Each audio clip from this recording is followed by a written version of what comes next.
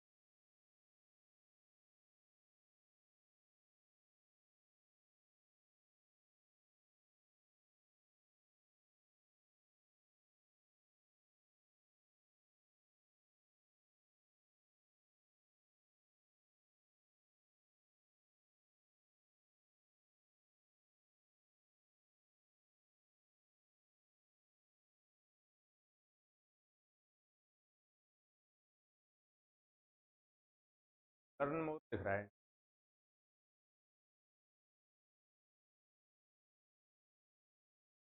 ये थोड़ा थोड़ा चमक रहा है, हो जाएगा कोई दिक्कत।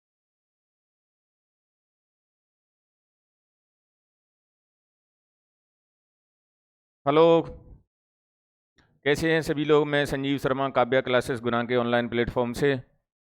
आज हम लेकर के आए हैं आपका संविधान निर्माण का पार्ट 2।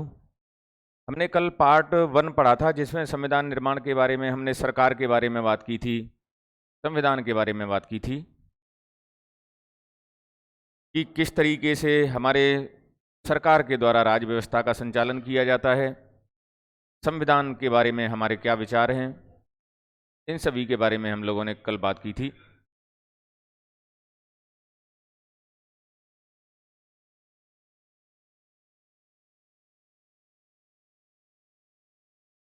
सभी लोग जुड़ें जल्दी से जल्दी, जिससे क्लास प्रारंभ की जा सके।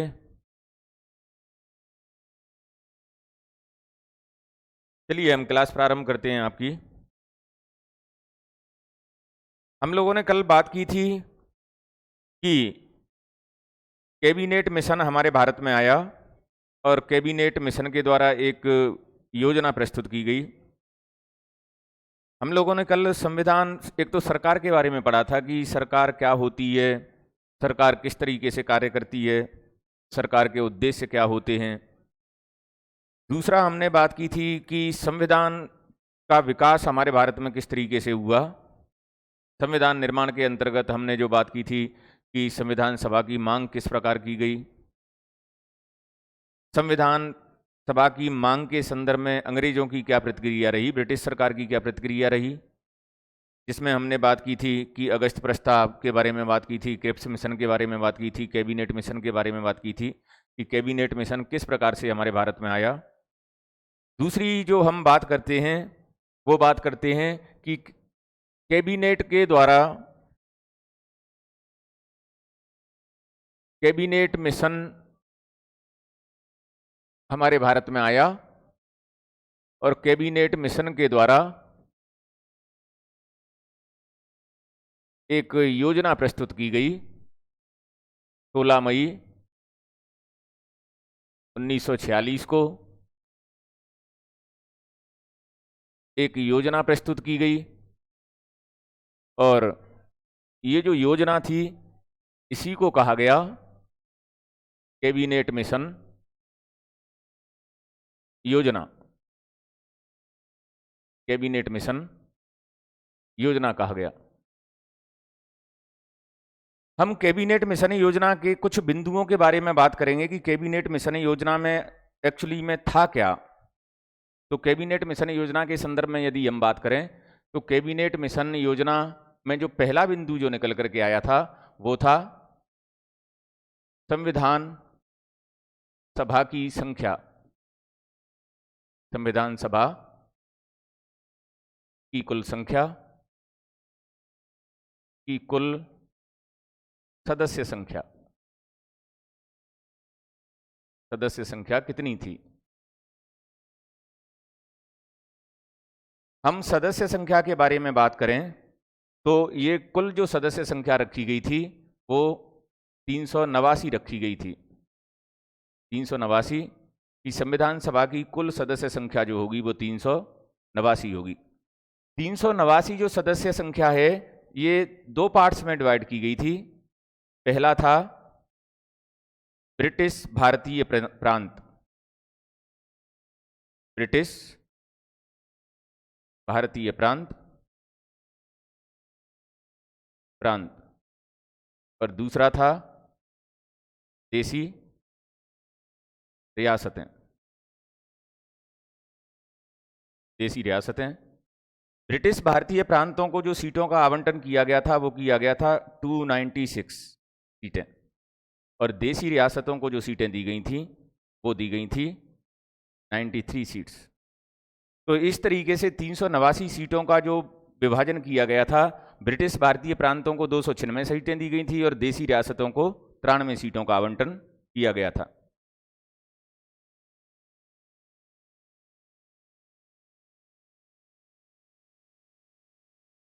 यहां पर जैसे बात की हमने ब्रिटिश भारतीय प्रांत,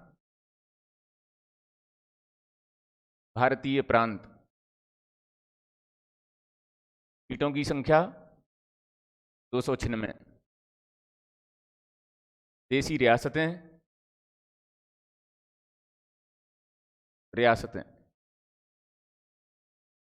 सीटों की संख्या 93। ब्रिटिश भारतीय प्रांतों की सीटों को फिर पुनः दो भागों में बांटा गया।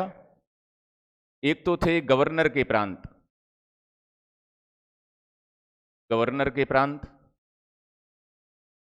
और दूसरे थे मुख्य आयुक्तों के प्रांत,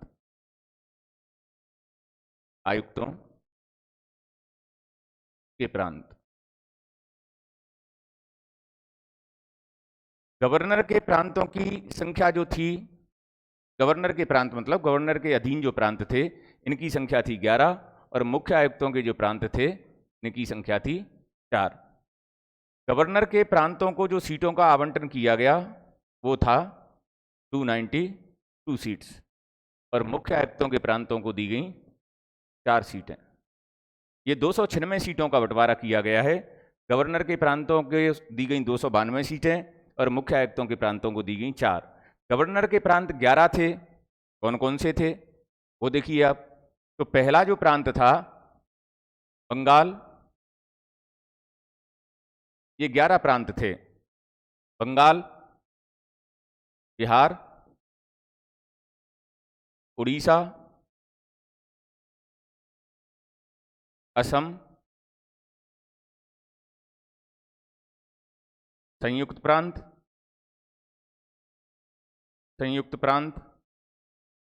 जिसे वर्तमान में हम उत्तर प्रदेश के नाम से जानते हैं, मध्य प्रांत जिसे वर्तमान में हम मध्य प्रदेश के नाम से जानते हैं। एक था आपका उत्तर पश्चिम सीमांत प्रांत, एक था आपका पंजाब, एक था आपका सिंध, एक था आपका बम्बई। बम्बई जो प्रांत था वर्तमान में जो महाराष्ट्र और गुजरात का जो पूरा क्षेत्र है वो बम्बई प्रांत के अंतर्गत आता था। एक था आपका मद्रास। तो इस तरीके से हमारे ये 11 प्रांत थे गवर्नर के अधीन, जिनको 292 सीटें दी गई। अर्थात ये प्रांत वो थे जो जिनका प्रशासन गवर्नर के द्वारा किया जाता था। मुख्य आयुक्तों के प्रांत 4 थे और वो थे अजमेर मेरवाड़ा।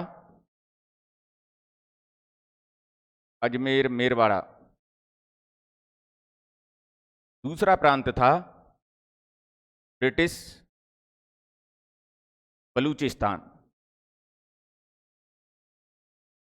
बलूचिस्तान। तीसरा था कुर्ग और चौथा था हमारा दिल्ली।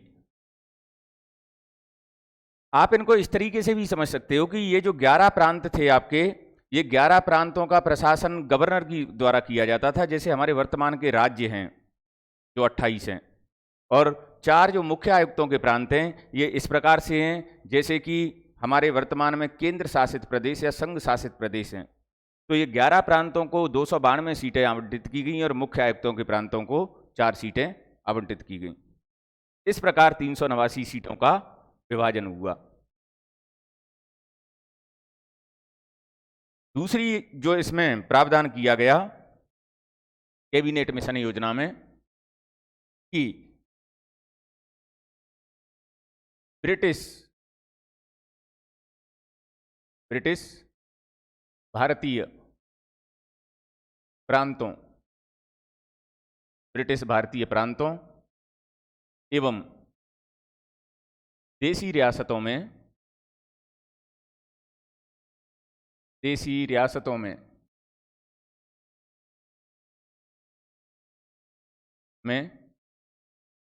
सीटों का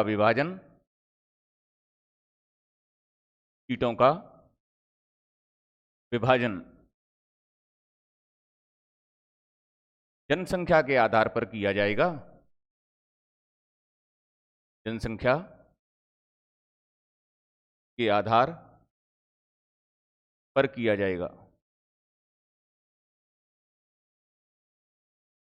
जाएगा अर्थात प्रत्येक 10 लाख की जनसंख्या पर 10 लाख की जनसंख्या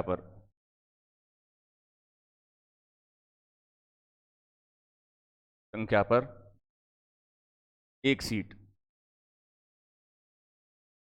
का आवंटन। कहने का मतलब है, जैसे वर्तमान में आपने देखा होगा कि लोकसभा और राज्यसभा की सीटों का जो विभाजन है वो भी जनसंख्या के आधार पर किया जाता है। तो कैबिनेट मिशन योजना के द्वारा संविधान सभा की सीटों का विभाजन भी जो किया गया वो जनसंख्या के आधार पर किया गया, अर्थात प्रत्येक 10 लाख की जनसंख्या पर एक सीट दी गई। तीसरा इसमें प्रावधान किया गया कि सीटों का विभाजन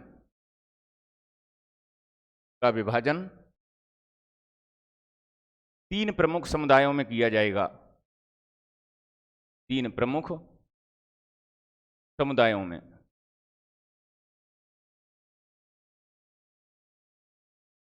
और ये समुदाय कौन थे? एक था आपका सामान्य, दूसरा था आपका मुस्लिम और तीसरा था सिख। इनमें किया गया। सामान्य को जो सीटें प्रदान की गईं वो की गई 213 सीटें, मुस्लिम को की गई 79 सीट और सिखों को दी गई 4 सीटें। सिख और मुस्लिम को छोड़कर के हमारे भारत के जितने भी जाति धर्म संप्रदाय हैं उन सभी को सामान्य में माना गया, और सामान्य में जो सीटों का आवंटन किया गया वो 213 सीटों का आवंटन किया गया। अगला जो चौथा प्रावधान किया गया कि संविधान सभा के सदस्यों का जो निर्वाचन है, सदस्यों का निर्वाचन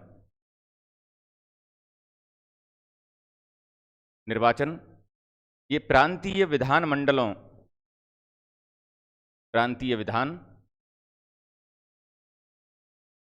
मंडलों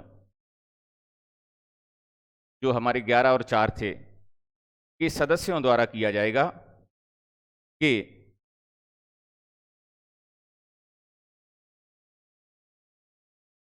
उस समुदाय के सदस्यों द्वारा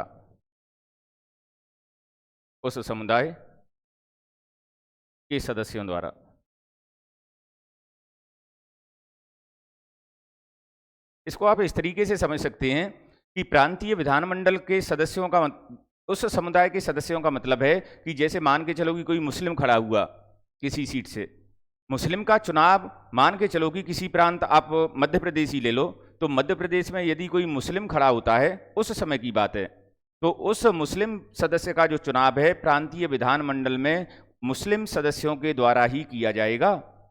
यदि कोई सामान्य व्यक्ति संविधान सभा का चुनाव लड़ रहा है तो उसका जो चुनाव है वो प्रांतीय विधानमंडल के सामान्य सदस्यों के द्वारा ही किया जाएगा। और ये जो चुनाव होना है वो किस तरीके से होना है? एकल संक्रमणीय मत प्रणाली, एकल संक्रमणीय मत प्रणाली के आधार पर समानुपातिक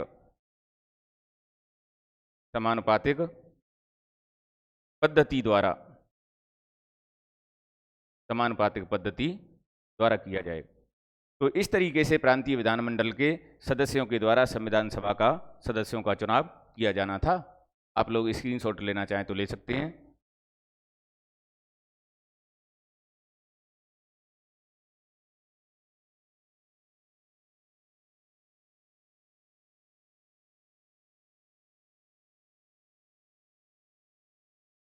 चलिए आगे बात करते हैं।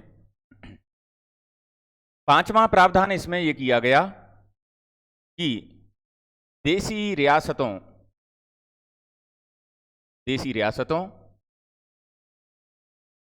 के सदस्यों का मनोनयन, इनका मनोनयन किया जाएगा, अर्थात ये मनोनीत किए जाएंगे। मनोनीत, और मनोनीत किसके द्वारा किए जाएंगे? देशी रियासतों के प्रमुखों या शासकों द्वारा किए जाएंगे। इस प्रकार ये कैबिनेट मिशन योजना हमारे यहाँ पर आई और इस कैबिनेट मिशन योजना के द्वारा ये प्रावधान किए गए। जैसे पहला प्रावधान किया गया, हम अगर रिपीट करें, इसको रिवाइज करें। पहला जो प्रावधान इसमें किया गया कि संविधान सभा के सदस्यों की कुल संख्या जो रखी गई थी वो 389 रखी गई थी और 389 सीटों का जो विभाजन है वो किया गया ब्रिटिश भारतीय प्रांतों में और देशी रियासतों में। ब्रिटिश भारतीय प्रांतों को 296 सीटों का आवंटन किया गया और देशी रियासतों को 93 सीटों का आवंटन किया गया। ब्रिटिश भारतीय प्रांतों की 296 जो सीटें हैं वो दो पार्ट्स में डिवाइड की गई। एक तो गवर्नर के प्रांतों में, अर्थात जिन प्रांतों का प्रशासन गवर्नर के द्वारा किया जाता था, और ये जो प्रांत थे हमारे वो 11 प्रांत थे, जिनमें कौन से थे? बंगाल, बिहार, उड़ीसा, असम, संयुक्त प्रांत, मध्य प्रांत, उत्तर पश्चिम सीमांत प्रांत, पंजाब, सिंध, बंबई और मद्रास। मुख्य आयुक्तों के प्रांत जो थे वो 4 थे: अजमेर, मेरवाड़ा, ब्रिटिश बलूचिस्तान, कुर्ग और दिल्ली। इस प्रकार इन सीटों का विभाजन किया गया। ब्रिटिश भारतीय प्रांतों एवं देशी रियासतों की सीटों का जो विभाजन किया जाना था वो जनसंख्या के आधार पर किया जाना था।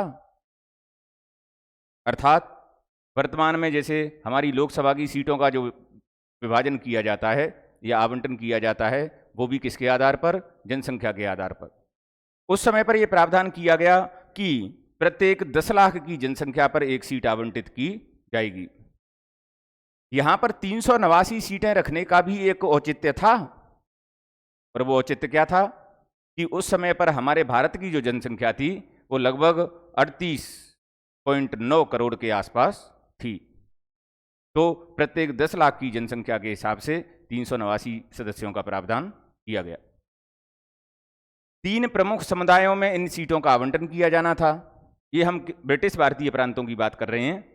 यहां पर 3 प्रमुख समुदाय जो माने गए थे, एक तो सामान्य, दूसरा मुस्लिम और तीसरा सिख। मुस्लिम और सिखों को छोड़कर के भारत में जो जितनी भी जाति धर्म संप्रदाय हैं उन सभी को सामान्य में सम्मिलित किया गया। सामान्य को 213 सीटें दी गईं, मुस्लिम को 79 सीटें दी गईं और सिखों को 4 सीटों का आवंटन किया गया। अगला जो बात आती है कि इनका निर्वाचन किस प्रकार से हुआ, तो संविधान सभा के सदस्यों का जो निर्वाचन है वो प्रांतीय विधानमंडल, जैसे 11 हमारे प्रांत हैं, 292 सीटों पर 11 प्रांतों के विधानमंडलों द्वारा किया जाएगा और 4 सीटों पर जो मुख्य आयुक्तों के प्रांत हैं उनके विधानमंडल के सदस्यों द्वारा किया जाएगा, और उसी समुदाय के सदस्यों द्वारा किया जाएगा जिस समुदाय का सदस्य संविधान सभा के लिए चुनाव में सम्मिलित हुआ है। जैसे कोई मुस्लिम है तो विधानमंडल के मुस्लिम सदस्य ही उसका निर्वाचन करेंगे, सामान्य है तो सामान्य सदस्य ही उसका निर्वाचन करेंगे। तो ये प्रावधान इसमें किए गए। नेक्स्ट जो प्रावधान किया गया कि देशी रियासतों के सदस्यों का किस तरीके से संविधान सभा में सम्मिलित किया जाए। तो हालांकि ये प्रावधान जो है वो देशी रियासतों के प्रमुखों के या शासकों के ऊपर छोड़ दिया गया कि आप चाहें तो निर्वाचन के माध्यम से। मीना भानु जी गुड इवनिंग, सभी लोगों को शेयर करें, जल्दी से जल्दी जुड़ें सारे लोग, आपकी बहुत सारी चीज़ें निकल चुकी हैं, हालांकि बाद में देख लेना। देशी रियासतों के प्रमुखों को किस तरीके से संविधान सभा में सम्मिलित किया जाए, ये बात जो छोड़ दी गई किसके ऊपर, उन रियासतों के प्रमुखों के ऊपर, कि या तो वो इनको निर्वाचन के माध्यम से ला सकते हैं या मनोनीत करके भी संविधान सभा में इनको सम्मिलित कर सकते हैं। तो देशी रियासत के सदस्यों के द्वारा इनको सम्मिलित जो करने का तरीका अपनाया गया वो था इनको मनोनीत करने का या मनोनयन करने का। तो इस प्रकार ये प्रावधान जो किए गए वो संविधान सभा के लिए कैबिनेट मिशन के द्वारा या कैबिनेट मिशन योजना में ये प्रावधान किए गए। अब दूसरी जो अगली जो बात आती है कि अब प्रावधान तो कर दिए गए, अब होंगे संविधान सभा के चुनाव। संविधान सभा के चुनाव, संविधान सभा के चुनाव जो हुए वो हुए आपके जुलाई अगस्त 1946 में। 1946 में संविधान सभा के चुनाव हुए और इन चुनावों में जैसे हमने बात की थी कि सामान्य को 213 सीटें आवंटित की गई। सामान्य का मतलब था कि मुस्लिम लीग और सिखों को छोड़कर के बाकी जितनी भी जाति धर्म संप्रदाय थे वो उनमें को सामान्य में माना गया था। तो कांग्रेस को जो सीटें मिली, भारतीय राष्ट्रीय कांग्रेस,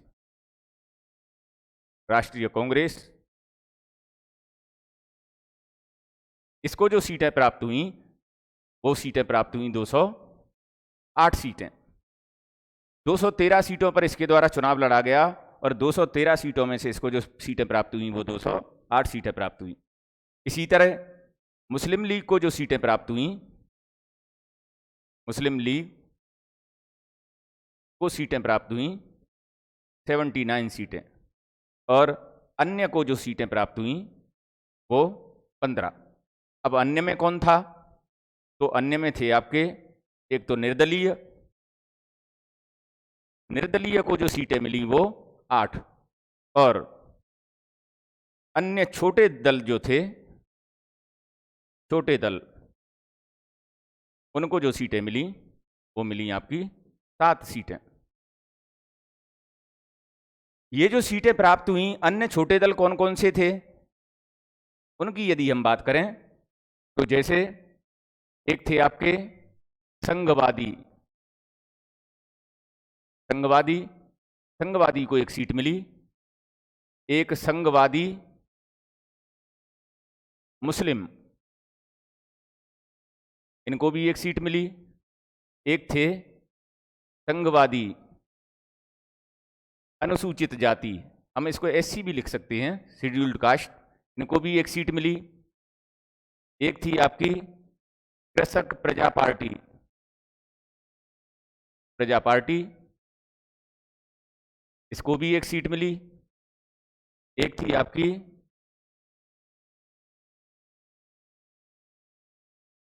कम्युनिस्ट पार्टी,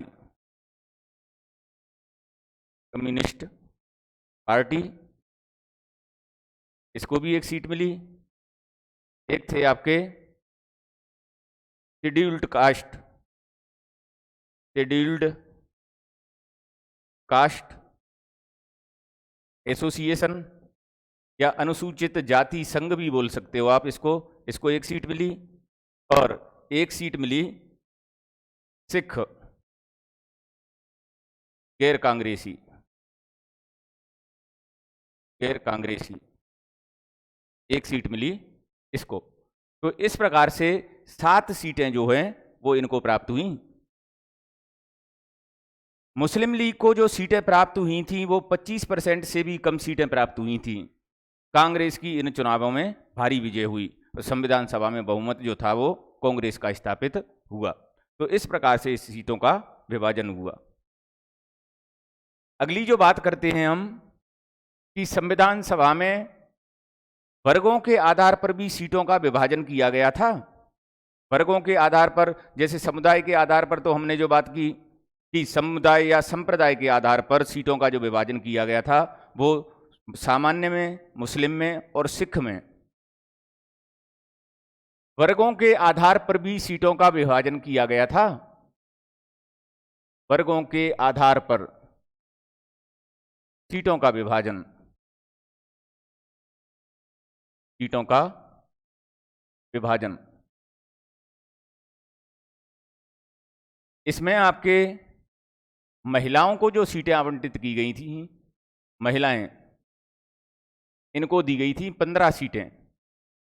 अनुसूचित जाति, अनुसूचित जाति इनको दी गई थी 26 सीटें और अनुसूचित जनजाति, अनुसूचित जनजाति इनको दी गई थी 33 सीटें। हम यहाँ पर अगर महिलाओं की बात करें कि ये 15 महिलाएं कौन सी थीं, कौन कौन थीं, इनके नाम भी कई बार पूछे जाते हैं। तो इन 15 महिलाओं की बात करें हम तो इनमें पहली महिला थी सुचेता कृपलानी, सुचेता कृपलानी। दूसरी थी विजय लक्ष्मी पंडित, लक्ष्मी पंडित। तीसरी थी कमला चौधरी, चौधरी। चौथी थी पूर्णिमा बनर्जी, बनर्जी। और पांचवी थी आपकी बेगम एजाज रसूल, एजाज रसूल। ये पांचों महिलाएं जो चुनकर के आई थीं संयुक्त प्रांत से, संयुक्त प्रांत जो वर्तमान में उत्तर प्रदेश है, ये पांचों महिलाएं यहां से चुनकर के आई थीं संविधान सभा के लिए। अगली जो बात करें, एक महिला थी सरोजिनी नायडू, सरोजिनी नायडू ये चुनकर के आई थीं बिहार से। एक महिला थी मालती चौधरी, मालती चौधरी ये उड़ीसा से चुनकर के आई थी। इसको अभी वर्तमान में ओडिशा बोला जाता है। एक महिला थी आपकी राजकुमारी अमृत कौर, अमृत कौर ये मध्य प्रांत से चुनकर के आई थी। मध्य प्रांत मतलब मध्य प्रदेश, यहां से चुनकर के आई थी। एक महिला थी रेणुका रॉय, रेणुका रॉय। और एक महिला थी लीला रॉय। ये दोनों महिलाएं बंगाल से चुनकर के आई थीं, बंगाल। एक महिला थी हंसा मेहता, हंसा मेहता। और दुर्गाबाई देशमुख, दुर्गाबाई देशमुख ये दोनों चुनकर के आई थीं बंबई प्रांत से, बंबई प्रांत से चुनकर के आई थीं। एक महिला हैं अम्मू स्वामीनाथन, स्वामीनाथन। और एक महिला हैं दक्षयानी वेलायुधन, वेलायुधन। ये चुन करके आई थी मद्रास से। एक महिला आपकी और हैं जिनका नाम है एनी मस्करीनी। मस्करीनी ये चुन करके आई थी आपकी त्रावणकोर से। त्रावणकोर जो वर्तमान में केरल का क्षेत्र है। तो इस प्रकार से संविधान सभा में 15 महिलाएं सम्मिलित हुई। इन 15 महिलाओं के द्वारा विभिन्न प्रांतों से ये चुन करके आई थी और संविधान सभा में सम्मिलित हुई। आप इसका स्क्रीनशॉट लेना चाहें तो ले सकते हैं।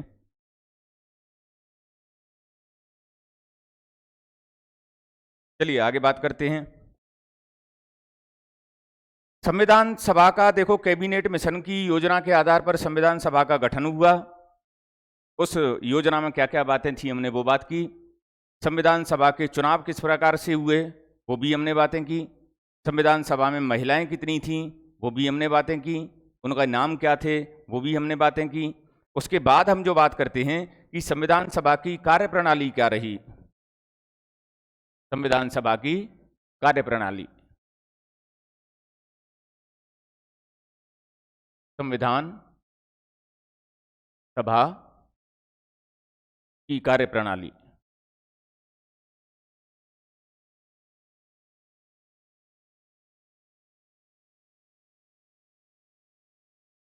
संविधान सभा की कार्यप्रणाली जो है वो इस प्रकार से रही कि इसकी जो प्रथम बैठक है, प्रथम बैठक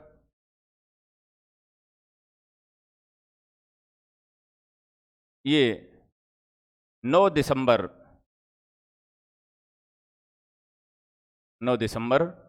1946 को हुई। और कहाँ पर हुई?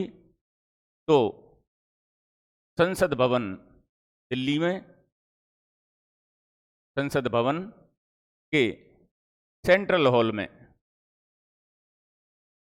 सेंट्रल हॉल या केंद्रीय कक्ष में हुई। केंद्रीय कक्ष में ये बैठक हुई। 9 दिसंबर 1946 को संसद भवन के केंद्रीय कक्ष में संविधान सभा की प्रथम बैठक हुई। इस प्रथम बैठक में क्या कार्य हुए? तो इस प्रथम बैठक में पहले तो ये सदस्यों ने कितने भाग लिया? तो 211 सदस्यों ने इस बैठक में भाग लिया। बैठक में भाग लिया। आप लोगों को अब ये एक दूसरा डाउट होगा कि संविधान सभा के सदस्यों की संख्या तो 299 थी, लेकिन 389 थी, सॉरी 389 सदस्यों में से 211 सदस्यों ने ही भाग क्यों लिया? तो एक तो मुस्लिम लीग ने इस संविधान सभा का बहिष्कार किया, दूसरा देशी रियासत भी संविधान सभा में सम्मिलित नहीं हुए। तो आप यहां पर देख सकते हैं कि मुस्लिम लीग द्वारा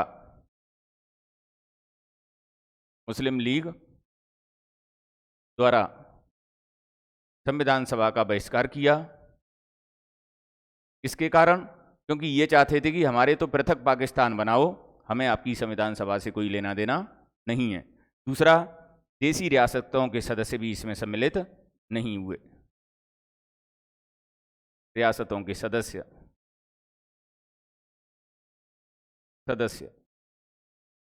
भी सम्मिलित नहीं।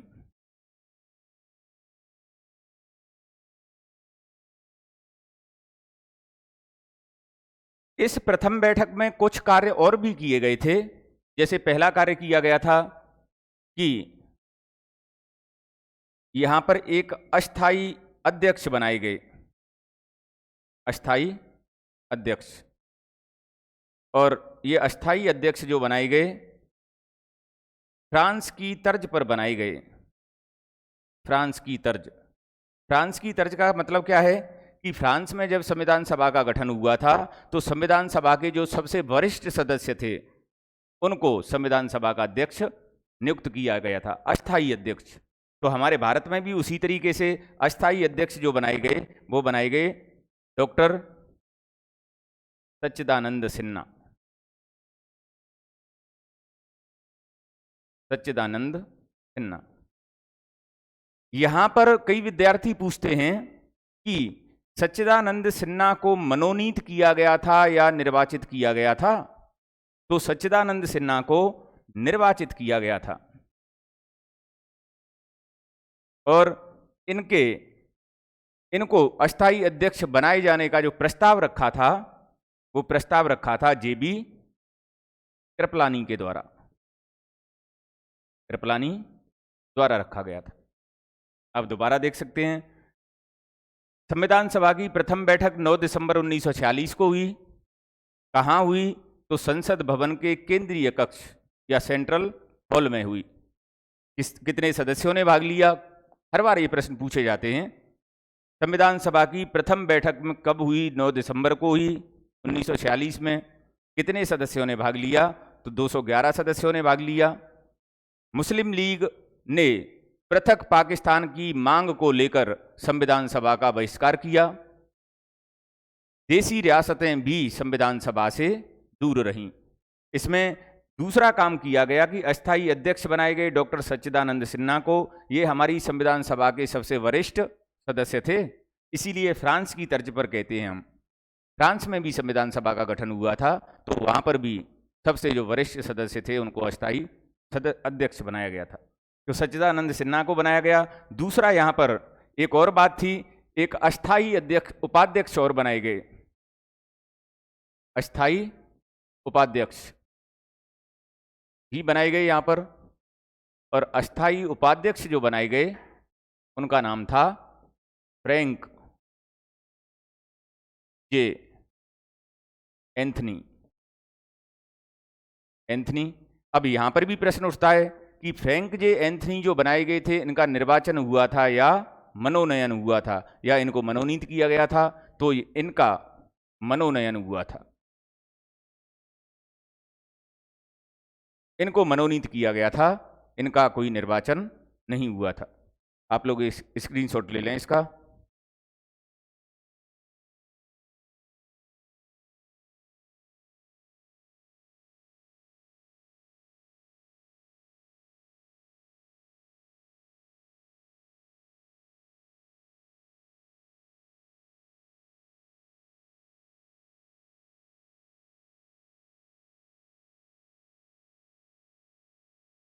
नेक्स्ट जो यहां पर बात आती है, संविधान सभा की दूसरी बैठक हुई, और दूसरी बैठक जो हुई, दूसरी बैठक ये हुई आपकी 11 दिसंबर 1946 को। 11 दिसंबर 1946 को हुई, और इस बैठक में स्थायी अध्यक्ष निर्वाचित हुए। स्थायी अध्यक्ष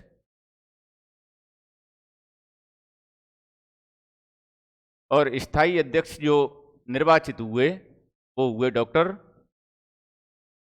राजेंद्र प्रसाद। राजेंद्र प्रसाद। और यहां पर स्थायी उपाध्यक्ष भी बनाए गए। स्थायी उपाध्यक्ष भी बनाए गए, और स्थायी उपाध्यक्ष जो बनाए गए वो दो व्यक्ति थे। एक तो थे डॉक्टर H.C. मुखर्जी, और दूसरे थे T.T.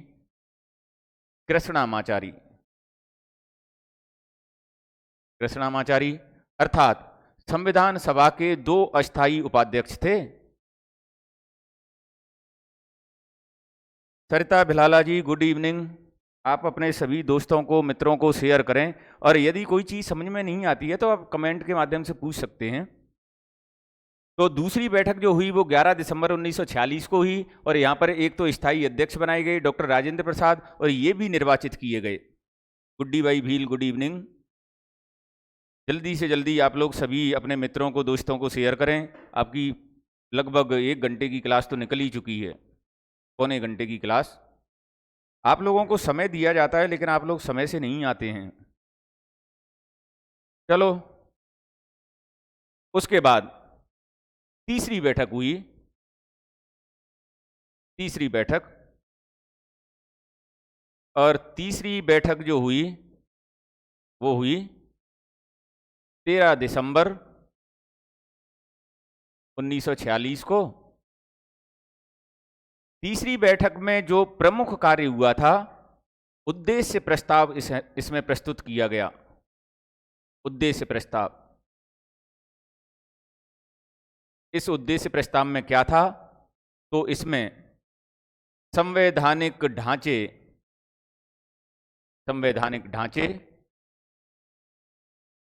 एवं दर्शन की झलक थी। दर्शन की झलक, इसका मतलब है जैसे हमारा एक हार्डवेयर होता है और एक हमारा सॉफ्टवेयर होता है। हार्डवेयर का मतलब है कि संविधान का ढांचा किस तरीके का होना है, और दर्शन का मतलब है सॉफ्टवेयर, जैसे मूल अधिकार,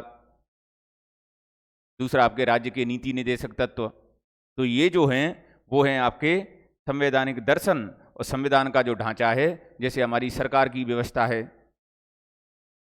जैसे हमारे अन्य भी और भी मुख्य जो निकाय वगैरह हैं, तो ये जो आ जाता है उसके ढांचे में। और आप लोगों को पता होगा इस उद्देश्य प्रस्ताव को 22 जनवरी 1947 को पारित कर दिया गया, कर दिया गया।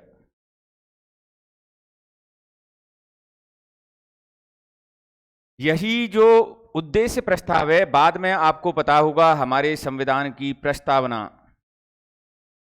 प्रस्तावना या उद्देश्य का बना, उद्देश्य का बना। यहां से देखो प्रश्नों की बात करें तो ये प्रश्न तो कॉमन से हैं, आपको पता ही है कि ये पूछे जाते हैं। स्थायी अध्यक्ष कौन थे? लेकिन बहुत छोटे एग्जाम्स में पूछे जाते हैं, बड़े एग्जाम्स में ये नहीं पूछे जाते हैं। स्थायी अध्यक्ष कौन थे, स्थायी उपाध्यक्ष कौन थे, इससे संबंधित प्रश्न बहुत बार पूछे गए हैं कि उद्देश्य प्रस्ताव कब संविधान सभा में कब प्रस्तुत किया गया? तो ये प्रस्तुत किया गया 13 दिसंबर 1946 को। और उद्देश्य प्रस्ताव किसके द्वारा प्रस्तुत किया गया? तो ये प्रस्तुत किया गया पंडित जवाहरलाल नेहरू के द्वारा, नेहरू द्वारा। और यही उद्देश्य प्रस्ताव हमारे बाद में संविधान की प्रस्तावना या उद्देशिका बना। और इसको कब पारित किया गया? तो 22 जनवरी 1947 को इसे पारित किया गया। आप लोग इसका स्क्रीनशॉट लेना चाहें तो ले लें।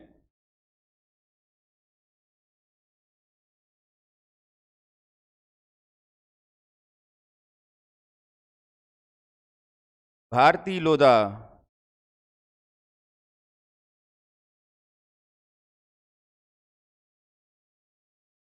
आपके 92 नंबर हैं भारती लोधा जी।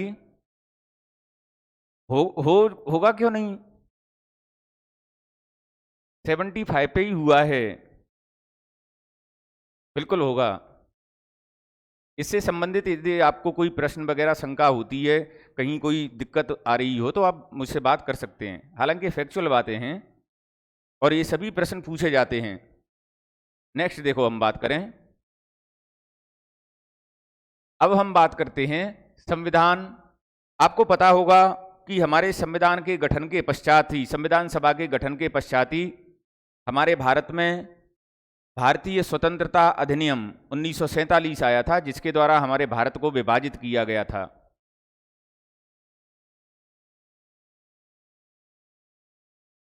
मीना भानु जी ठीक कह रही हैं आप, नेहरू जी के द्वारा। आप लोग कमेंट किया कीजिए जिससे पता चले, यदि कोई समझ में कोई चीज नहीं आती है तो भी आप बात कर सकते हैं।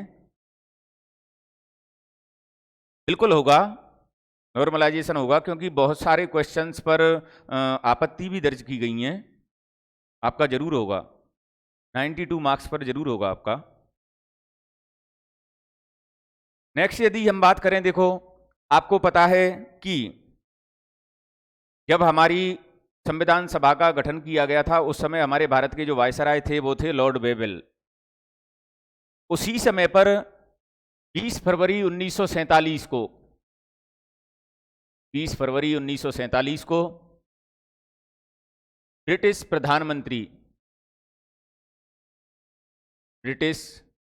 प्रधानमंत्री जिनका नाम था क्लीमेंट एटली।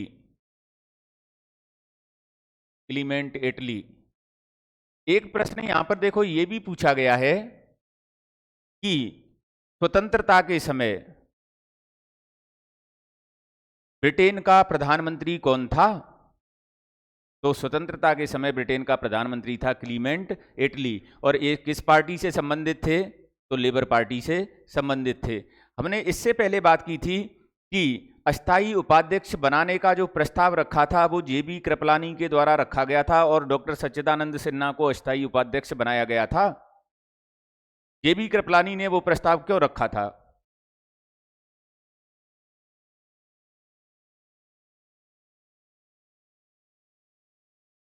क्यों रखा था? क्योंकि उस समय पर कांग्रेस के ये अध्यक्ष थे। और एक चीज और याद रखना कि कांग्रेस के सबसे लंबे समय तक अध्यक्ष जो रहे वो जेबी कृपलानी ही रहे थे। इनके द्वारा घोषणा की गई कि 30 जून 1948 तक ब्रिटेन भारत छोड़ देगा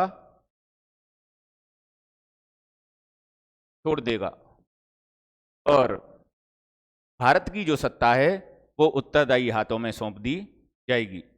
इनके द्वारा ये घोषणा की गई।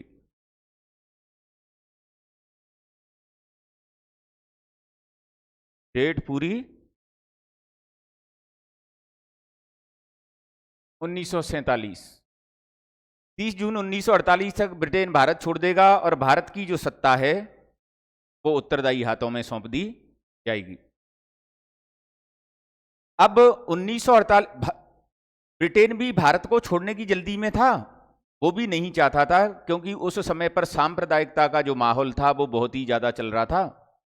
मुस्लिम लीग किसी भी कीमत पर पाकिस्तान लेना चाहती थी और हमारे भारत में सांप्रदायिक दंगे उस समय पर हो रहे थे। इन सांप्रदायिक दंगों से ब्रिटिश सरकार किसी भी तरीके से बचना चाहती थी और ब्रिटिश सरकार का यह मानना था कि किसी भी तरीके से हम जल्द से जल्द भारत को छोड़ दें। लेकिन समस्या ये हो रही थी कि मुस्लिम लीग और कांग्रेस में किसी प्रकार का समझौता नहीं हो रहा था। इस समझौते को कराने के लिए, क्योंकि लॉर्ड बेबेल जो हैं वो किसी भी तरीके से भारत की परिस्थितियों को संभालने में सक्षम नहीं थे, तो लॉर्ड बेबेल को ब्रिटिश प्रधानमंत्री के द्वारा बुलाया गया और लॉर्ड बेबेल के स्थान पर वायसराय लॉर्ड बेबेल के स्थान पर भारत का वायसराय बना करके भेजा गया। वो कौन आया? वायसराय वो बन करके आए लॉर्ड माउंटबेटन, और इन्होंने जो पदभार संभाला वो 23 मार्च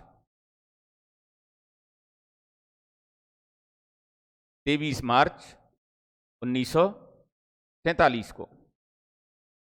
लॉर्ड माउंटबेटन ने 23 मार्च 1947 को हमारे भारत का पदभार, भारत में वायसराय का पदभार संभाला और इनके द्वारा कांग्रेस और मुस्लिम लीग दोनों से बातचीत की गई और बातचीत करने के पश्चात इनके द्वारा एक योजना प्रस्तुत की गई भारत के विभाजन की। और भारत के विभाजन की जो योजना प्रस्तुत की गई लॉर्ड माउंटबेटन के द्वारा, इसे कहा गया माउंटबेटन योजना, या इसी को कहा जाता है 3 जून योजना। आपको एक चीज और पता होगा, इस माउंटबेटन योजना या 3 जून योजना को बाल्कन प्लान भी कहते हैं। बाल्कन प्लान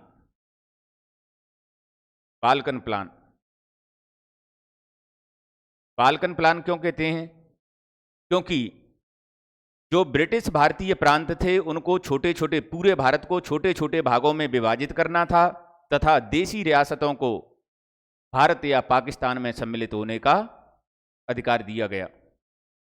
हालांकि बाद में इस बाल्कन प्लान को दबा दिया गया और केवल ये रखा गया माउंटबेटन योजना में कि भारत को एकीकृत भारत को 2 स्वतंत्र एवं संप्रभु राष्ट्रों में विभाजित किया जाएगा और भारत को स्वतंत्र किया जाएगा। इस माउंटबेटन योजना को कांग्रेस और मुस्लिम लीग दोनों के द्वारा स्वीकार कर लिया गया और इसके द्वारा स्वीकार करने के पश्चात 3 जून योजना इसलिए कहते हैं इसको क्योंकि ये 3 जून को प्रस्तुत की गई थी, तो इसलिए माउंटबेटन योजना या 3 जून योजना कहते हैं इसको, या बाल्कन प्लान भी कहते हैं। बाल्कनीकरण, बाल्कनीकरण का मतलब था कि इसको छोटे छोटे भागों में विभाजित करना था। महात्मा गांधी के द्वारा इस बाल्कन प्लान को स्वीकार भी कर लिया गया था, लेकिन बाद में इसे रद्द कर दिया गया। इस माउंटबेटन योजना के आधार पर ही भारतीय स्वतंत्रता अधिनियम, भारतीय स्वतंत्रता अधिनियम 1947 पारित किया गया ब्रिटिश संसद के द्वारा, और इस भारतीय स्वतंत्रता अधिनियम के द्वारा ही एकीकृत भारत को 2 स्वतंत्र एवं संप्रभु राष्ट्र भारत एवं पाकिस्तान में विभाजित किया गया। ले लीजिए आप स्क्रीनशॉट वगैरह कुछ लेना चाहें तो।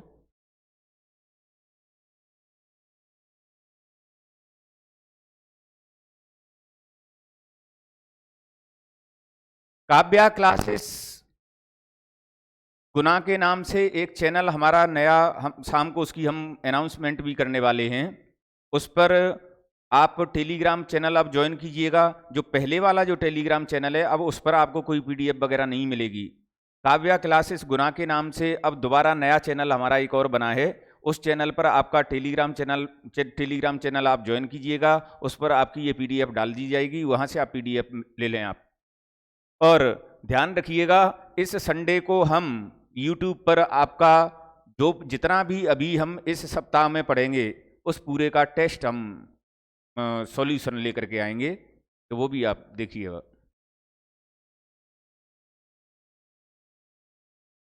नेक्स्ट जो हम बात करते हैं इसी भारतीय स्वतंत्रता अधिनियम,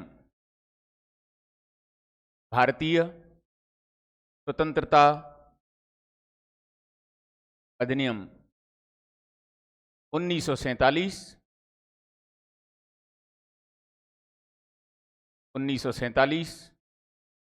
द्वारा संविधान सभा में क्या परिवर्तन हुए। संविधान सभा में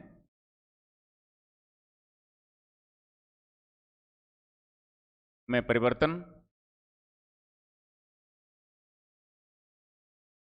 और काव्या क्लासेस गुना के नाम से ही हमारा एप्लीकेशन है और उसी एप्लीकेशन पर हमारे जितने भी टेस्ट सीरीज वगैरह चलेंगी या हमारी ऑनलाइन क्लासेस वगैरह चलेंगी उसी पर चलेंगी।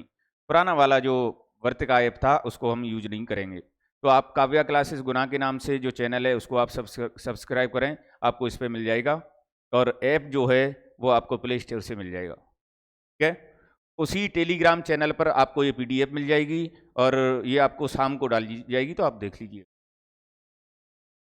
यहां पर देखो, आपको पता है कि 1947 का जो अधिनियम आया था ये अंतिम अधिनियम था, और इस अधिनियम के द्वारा हमारे एकीकृत भारत को 2 स्वतंत्र एवं संप्रभु राष्ट्रों में विभाजित कर दिया गया। एक जो राष्ट्र बना भारत और दूसरा राष्ट्र बना पाकिस्तान। अब इस अधिनियम के द्वारा जब 2 राष्ट्र बन गए तो संविधान सभा में परिवर्तन होगा कि नहीं, क्योंकि पहले जो सदस्य संख्या थी 389 वो एकीकृत भारत के लिए थी। अब जब एकीकृत भारत जो है वो विभाजित हो गया तो संविधान सभा की सदस्य संख्या भी घटेगी, क्योंकि मुस्लिम लीग के जो सदस्य हैं वो कहां चले गए, पाकिस्तान में। तो इसके द्वारा जो परिवर्तन किए गए वो 3 परिवर्तन किए गए। देखो, पहला परिवर्तन किया गया कि संविधान सभा को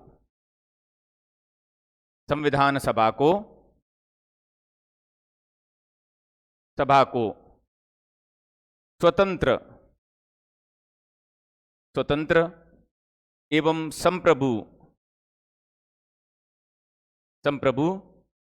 निकाय बनाया गया।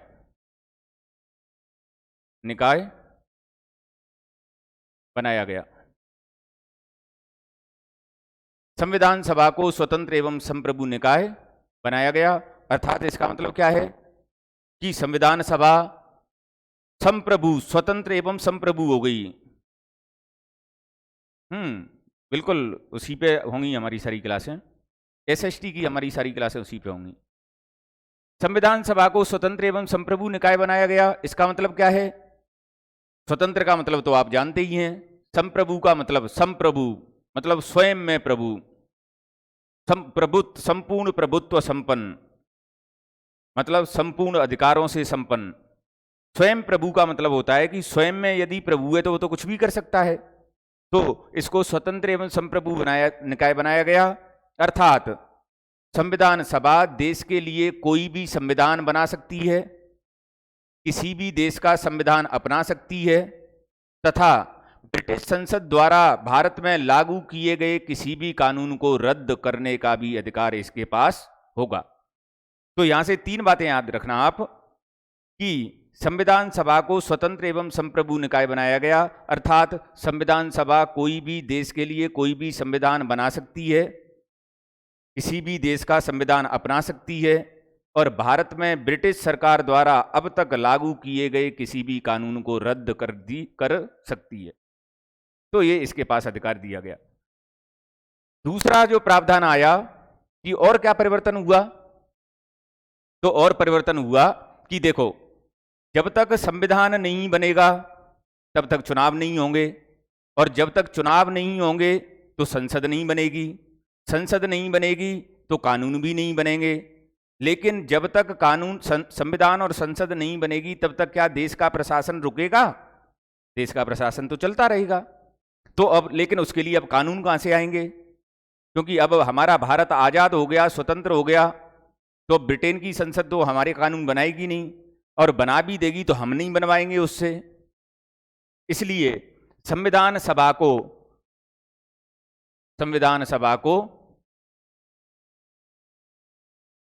देश के कानून बनाने का, संविधान सभा को देश के कानून बनाने का भी अधिकार दिया गया। अर्थात संविधान सभा अब किस रूप में कार्य करेगी?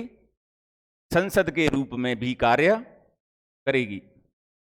संविधान सभा अब देश की संसद के रूप में कार्य भी करेगी, अर्थात देश के शासन को चलाने के लिए कानून बनाने का अधिकार किसको दिया गया?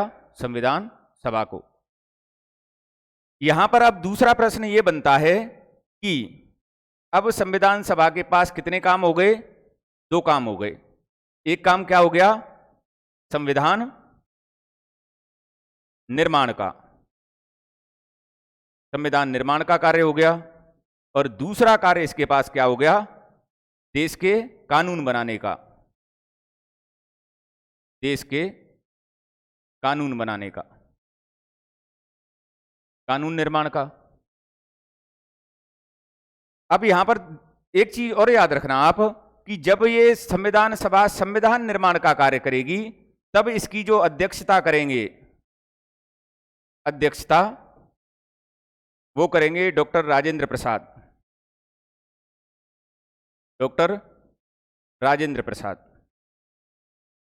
आप ऐसे समझो कि संविधान सभा जब संविधान निर्माण का कार्य कर रही है, अब क्योंकि संविधान सभा के पास दो काम हो गए,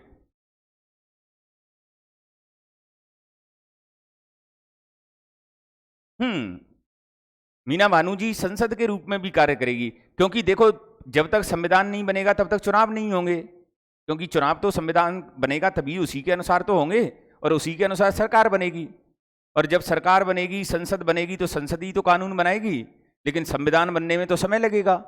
तो जो समय लगेगा तब तक देश का कानून तो, शासन तो चलेगा।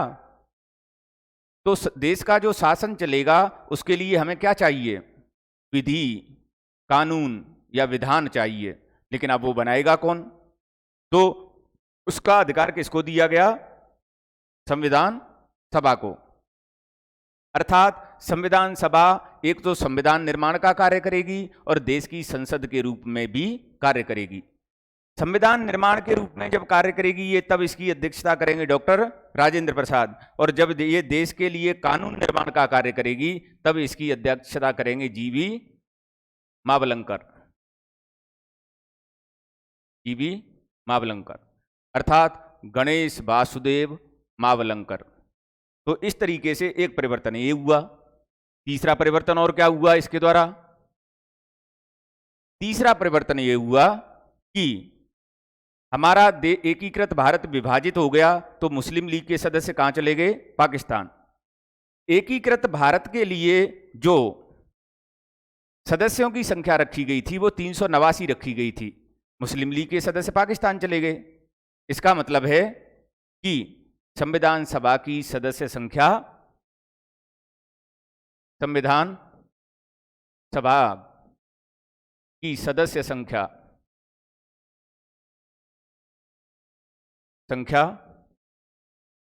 389 से घटकर अब कितनी रह गई? 299। 299 रह गई। पहले आपको पता है कि 389 जब सदस्य थे तब 296 सदस्य किसको आवंटित किए गए थे? ब्रिटिश भारतीय प्रांतों को।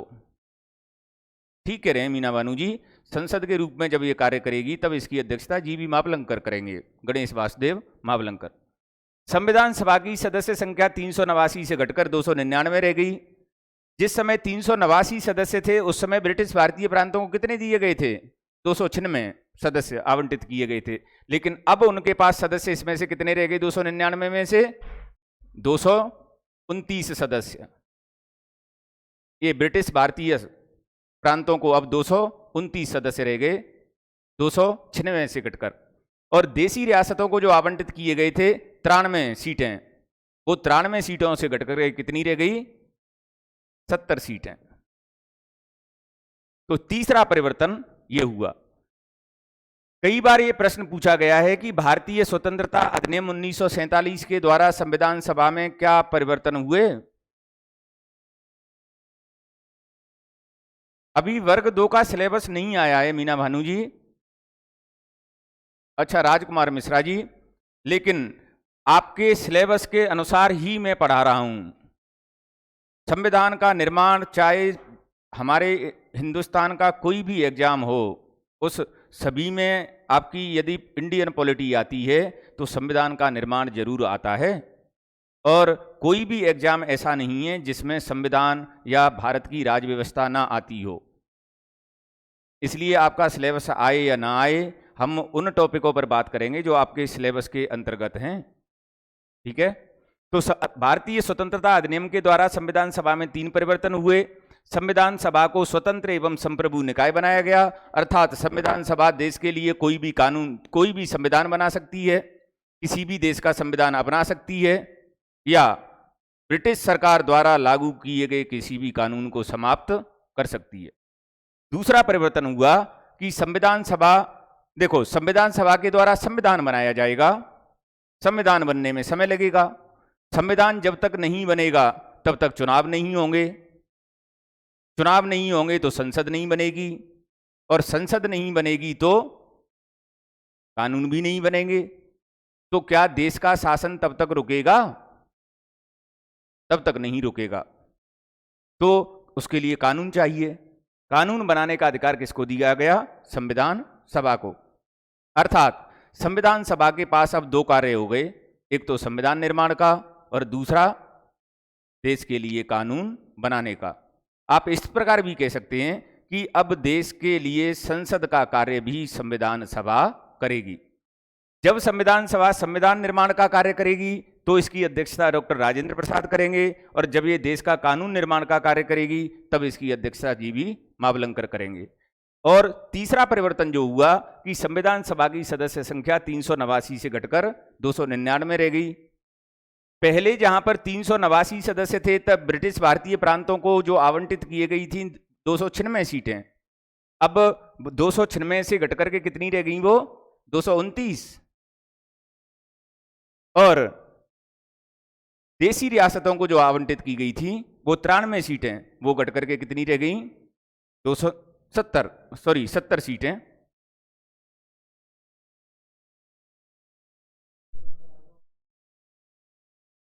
अब आपको एप्लीकेशन पर जो कोर्स मिलेगा वो काव्या क्लासेस के नाम से एप्लीकेशन हमारा आया है, नया एप्लीकेशन।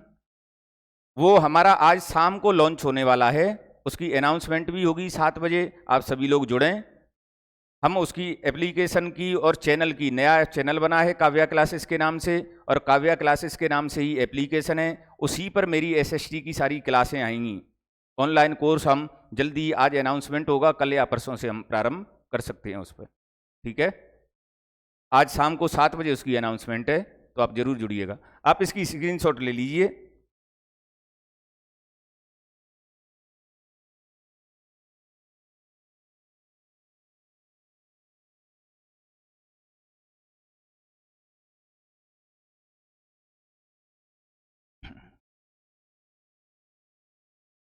तो देखिए, नेक्स्ट हम चलते हैं। अब संविधान का समितियां, क्योंकि संविधान सभा की सदस्य संख्या बहुत ज़्यादा है, तो वो सारे तो बना नहीं सकते। तो हमने संविधान सभा के सदस्यों की कुछ समितियां बनाई, कमेटीज। उन कमेटीज के द्वारा ही संविधान का निर्माण किया जाएगा। ठीक है, तो अगला पॉइंट हम देखते हैं, संविधान सभा की समितियां। संविधान सभा की समितियां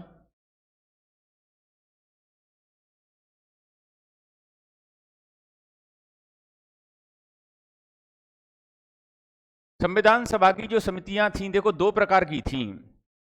कुछ तो बड़ी समितियां थीं और कुछ छोटी समितियां थीं।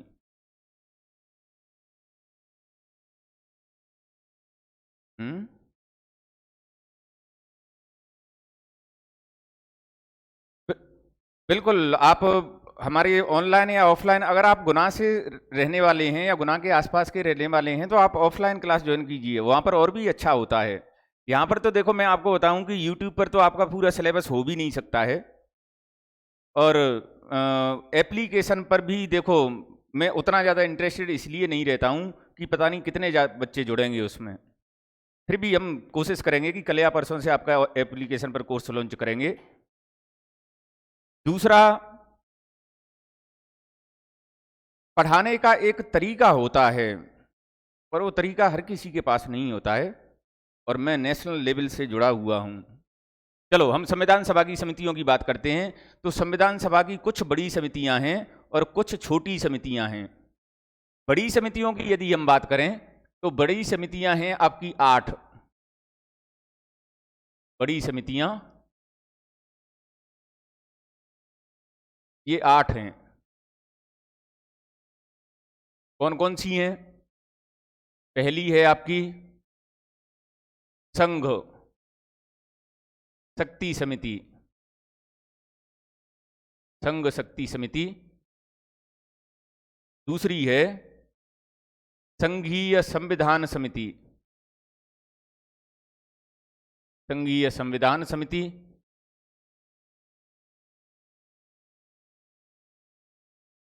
तीसरी है आपकी राज्यों के लिए समिति,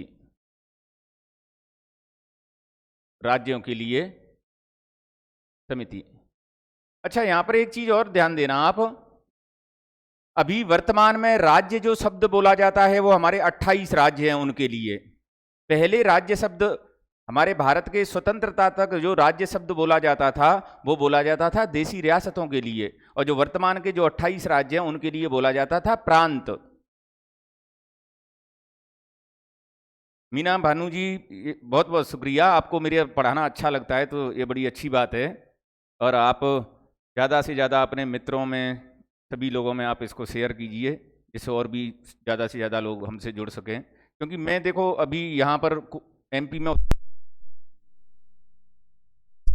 समस्याएं भी होती हैं अभी मेरे साथ जुड़ने में लोगों को। तो राज्य जो शब्द है पहले देशी रियासतों के बोला जाता था। राज्यों के लिए समिति का मतलब है देसी रियासतों से समझौता करने वाली समिति, समझौता करने वाली समिति वाली समिति। तो ये तीनों जो समितियां हैं, जैसे एक तो संघ शक्ति समिति, कि संघ की शक्ति क्या होगी, केंद्र की, संघीय संविधान समिति, राज्यों के लिए समिति अर्थात देसी रियासतों से समझौता करने वाली समिति। और इन तीनों समितियों के जो अध्यक्ष हैं वो हैं पंडित जवाहर लाल नेहरू। इन तीनों ही समितियों के, और ध्यान रखना इन समितियों से संबंधित बहुत सारे प्रश्न पूछे जाते हैं, तो समय समय पर आप ये याद रखना कि इन समितियों को आप रिवाइज करते रहें। अगली जो चौथी समिति है हमारी वो है प्रांतीय। अब ये देखो हमारे जो वर्तमान के राज्य हैं उस तरह के हैं, प्रांतीय संविधान समिति, प्रांतीय संविधान समिति। और अगली है मूल अधिकार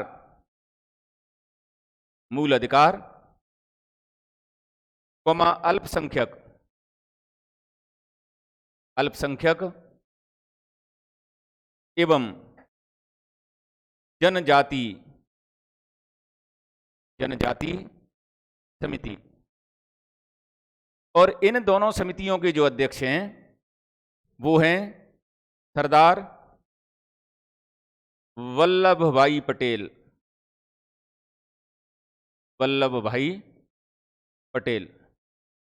ये अध्यक्ष हैं। तो इस तरीके से ये बड़ी समितियों में है संघ शक्ति समिति, संघीय संविधान समिति और राज्यों के लिए समिति, इसके अध्यक्ष हैं तीनों के पंडित जवाहरलाल नेहरू। प्रांतीय संविधान समिति और मूल अधिकार अल्पसंख्यक एवं जनजाति समिति, इन दोनों के अध्यक्ष हैं सरदार वल्लभ भाई पटेल। आगे यदि हम बात करें, अगली जो हमारी छठवीं समिति है वो है नियम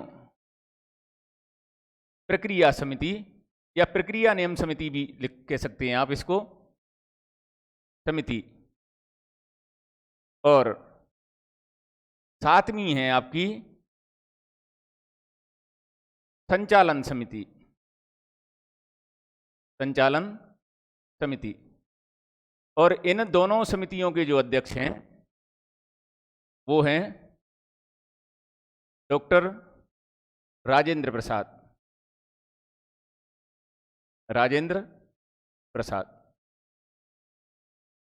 अगली जो आठवीं समिति है वो है प्रारूप समिति, या इसको हम ड्राफ्ट कमेटी भी कहते हैं, प्रारूप समिति। और इसके अध्यक्ष हैं डॉक्टर B.R. अम्बेडकर।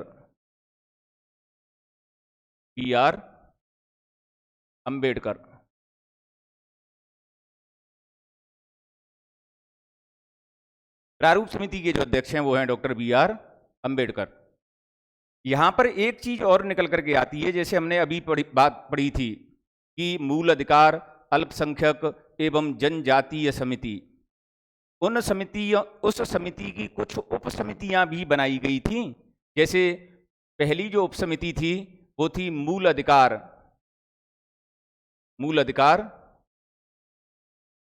उप समिति।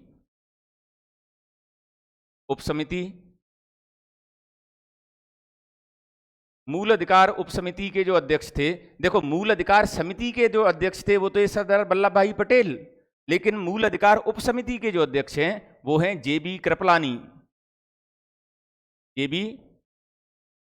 कृपलानी, ये इसके अध्यक्ष हैं। और अल्पसंख्यक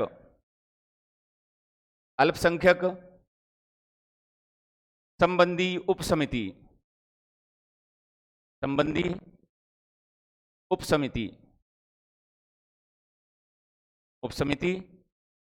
इसके अध्यक्ष हैं डॉक्टर H.C.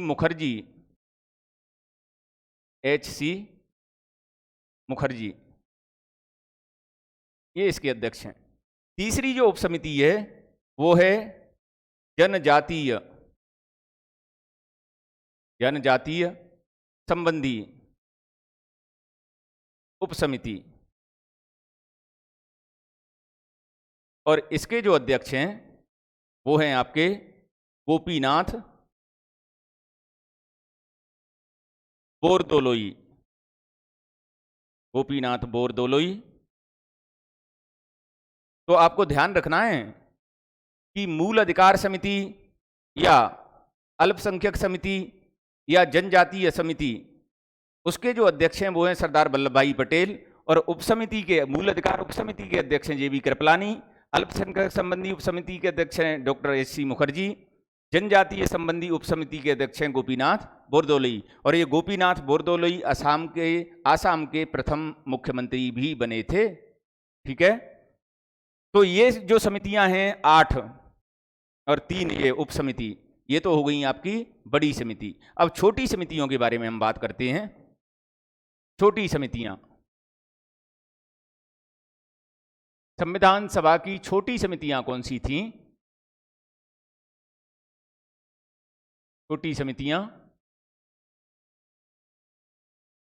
ध्यान रखना इस चीज को, समितियों से संबंधित प्रश्न हर बार पूछा जाता है, और हिंदुस्तान के सभी एग्जाम्स में, चाहे वो यूपीएससी हो, एमपीएससी हो, एमपीपीएससी हो, आरपीएससी हो, यूपीपीएससी हो, कोई भी पीएससी हो, या आपका ये टेट वगैरह हो, एसआई वगैरह हो, सभी में समितियों से संबंधित एक आध प्रश्न तो पूछा ही जाता है। तो यहाँ पर छोटी समितियों में आप देखें, जैसे पहली जो समिति है वो है आपकी वित्त एवं कर्मचारी, वित्त एवं कर्मचारी, अर्थात स्टाफ भी कह सकते हो आप इसको, स्टाफ समिति, स्टाफ समिति। और इसके जो अध्यक्ष थे वो थे डॉक्टर राजेंद्र प्रसाद, राजेंद्र प्रसाद। एक दूसरी जो छोटी समिति है वो है आपकी प्रत्यायक या क्रेडेंशियल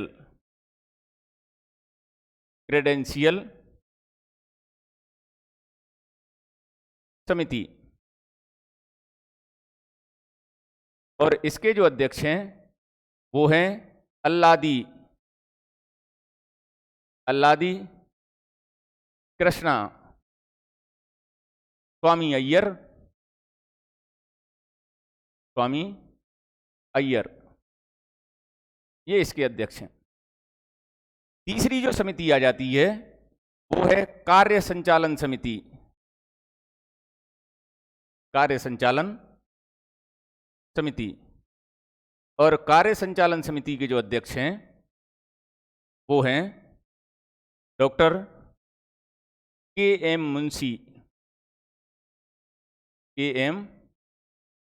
मुंशी। अब यहां पर देखो, दूसरी कंफ्यूजन वाली एक समस्या और आती है। हमने अभी बड़ी समितियों में पढ़ा था संचालन समिति, तो संचालन, यहां पर 2 स्थिति है कि संचालन समिति आती है तो उसके अध्यक्ष हैं डॉक्टर राजेंद्र प्रसाद, और कार्य संचालन समिति आती है तो उसके अध्यक्ष हैं डॉक्टर के.एम. मुंशी। चौथी है राष्ट्रध्वज संबंधी तदर्थ समिति। तदर्थ का मतलब होता है अस्थाई, तदर्थ समिति। तदर्थ समिति, इस राष्ट्रध्वज संबंधी तदर्थ समिति के जो अध्यक्ष थे वो थे डॉक्टर राजेंद्र प्रसाद। अगली जो आती है सदन समिति। सदन समिति एक है आपकी आवास समिति, आवास समिति। एक है आपकी मुख्य आयुक्तों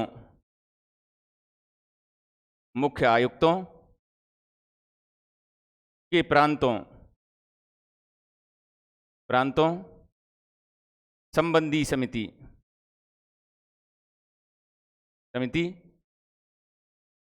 इन तीनों समितियों के जो अध्यक्ष हैं वो है पी पट्टाभी सीतारमैया, पट्टाभी सीतारमैया, ये तीनों समितियां हैं, इसके अध्यक्ष हैं बी पट्टाभी सीतारमैया। अगली जो समिति है वो है आपकी प्रेस दीर्घा समिति, प्रेस दीर्घा समिति, और इसके जो अध्यक्ष हैं वो हैं उषा नाथ सेन, उषा नाथ सेन।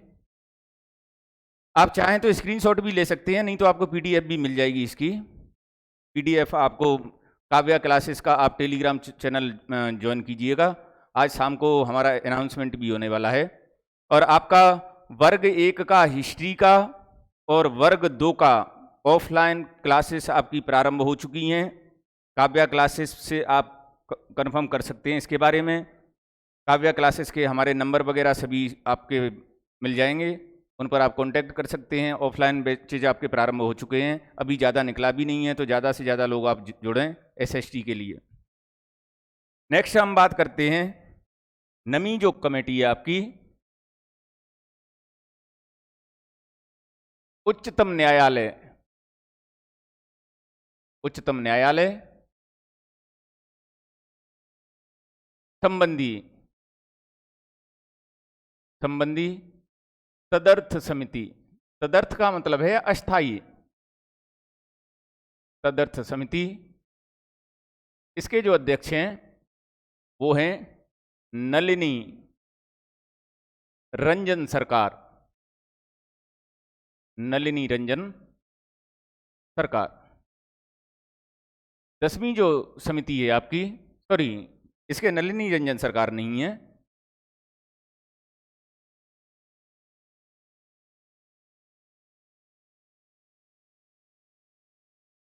एक 10वीं समिति है नागरिकता, नागरिकता संबंधी तदर्थ समिति। और इन दोनों समितियों के जो अध्यक्ष हैं वो हैं एस वरदाचारी,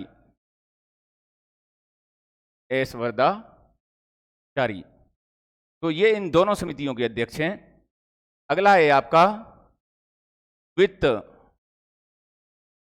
वित्तीय प्रावधानों, संविधान में जो वित्तीय प्रावधान किए गए हैं, प्रावधानों संबंधी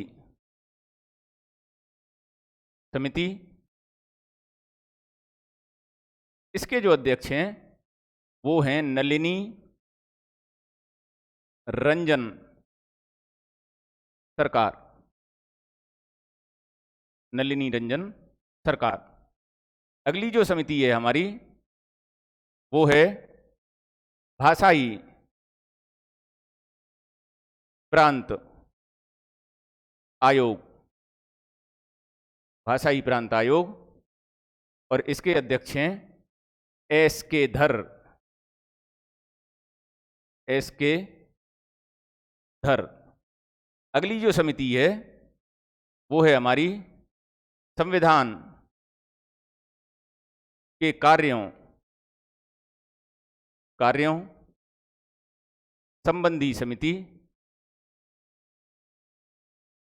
कार्यों संबंधी समिति,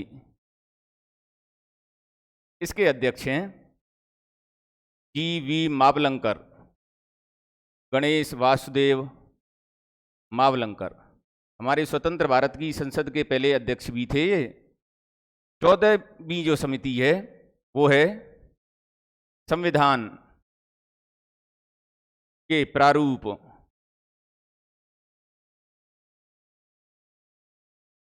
की जांच समिति, जांच समिति, और इसके अध्यक्ष हैं जवाहरलाल नेहरू।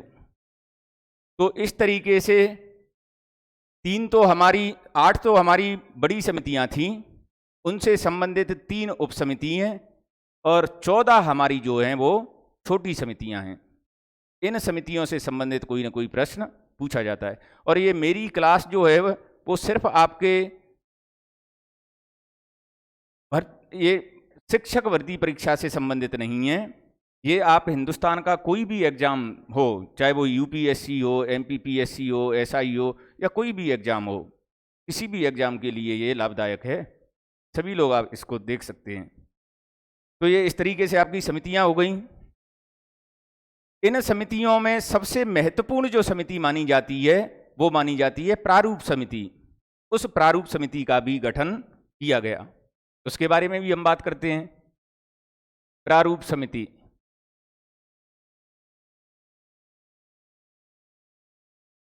प्रारूप समिति, प्रारूप समिति का जो गठन किया गया, देखो सबसे पहले इसका गठन जो हुआ वो हुआ 29 अगस्त 1947 को। और इस प्रारूप समिति को मसौदा समिति या मसविदा समिति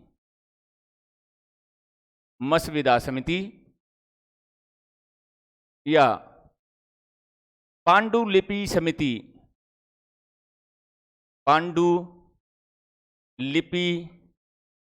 समिति भी कहा जाता है। और ये सारे प्रश्न पूछे गए हैं।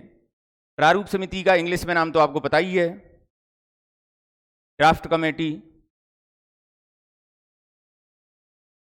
नहीं मीना भानु जी, अगर आपने कहीं पढ़ा है या मैंने ही पढ़ाया है तो आप उसको चेंज कर लेना। संविधान के वित्तीय प्रावधानों संबंधी समिति जो है उसके, और नागरिकता संबंधी जो समिति हैं उसके एस वरदाचारी हैं। वित्तीय प्रावधान संबंधी समिति के तो नलिनी रंजन सरकार, और उच्चतम न्यायालय संबंधी जो समिति है और नागरिकता संबंधी जो समिति है उसके हैं एस वरदाचारी। ठीक है, नेक्स्ट आप देखें, इस प्रारूप समिति ये संविधान सभा की सबसे महत्वपूर्ण समिति थी। और इस प्रारूप समिति में जो सबसे महत्वपूर्ण समिति है ये, इसमें 7 सदस्य थे। 7 सदस्य, वो 7 सदस्य कौन कौन से थे? पहले थे डॉक्टर BR अंबेडकर,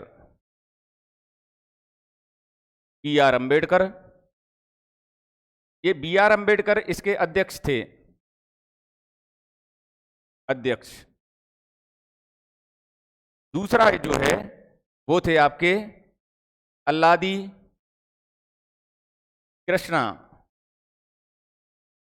स्वामी अय्यर।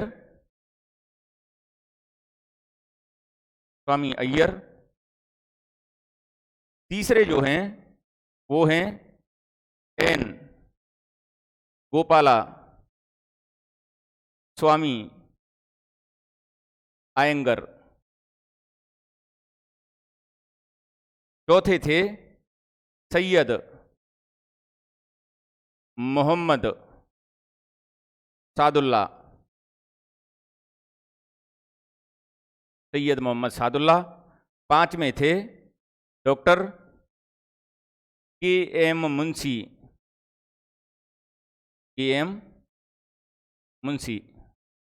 ये थे। तो 5 सदस्य तो ये हो गए इसके। 2 सदस्य और हैं, अगले पेज पे लिखते हैं उनको। आप इनका नोट करना चाहें तो नोट कर सकते हैं।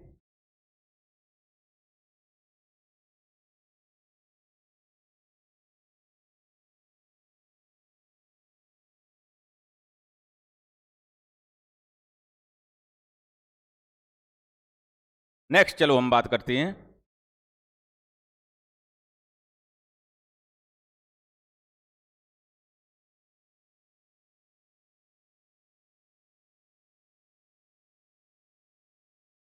आप गलत बोल रही हैं। नेक्स्ट देखिए, 6वां जो है, 6वें जो सदस्य हैं इसके N माधव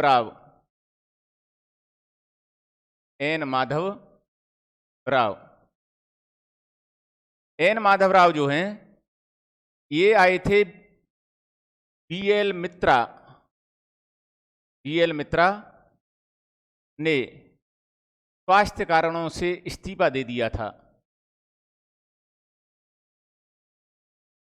स्वास्थ्य कारणों से त्यागपत्र।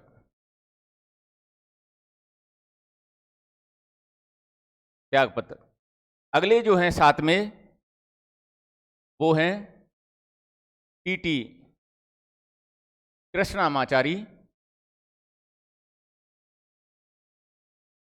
टीटी कृष्णामाचारी और टीटी कृष्णामाचारी जो हैं ये डीपी खेतान की मृत्यु हो गई थी, इनकी जगह आए थे ये। तो इस तरीके से इसमें 7 सदस्य थे। यहां पर एक चीज और आपको याद रखनी है कि डॉक्टर बी.आर.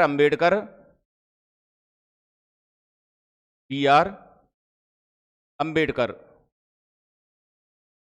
जब हमारे 1946 में संविधान सभा के चुनाव हुए थे, उस समय पर ये कहां से चुन करके आए थे? पूर्वी बंगाल से। और आपको पता है कि जब हमारे भारत का विभाजन हुआ तो पूर्वी बंगाल कहाँ चला गया? पाकिस्तान में। और पाकिस्तान में जाने की वजह से इनकी सदस्यता समाप्त हो गई, ये रह गए हिंदुस्तान में। तो पुनः ये जो चुने गए थे, इनका जो पुनर्निर्वाचन हुआ,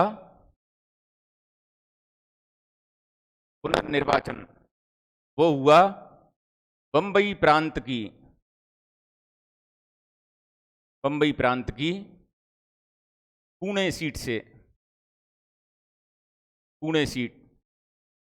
और ये किससे खाली करवाई गई थी? एम.आर. जयकर से।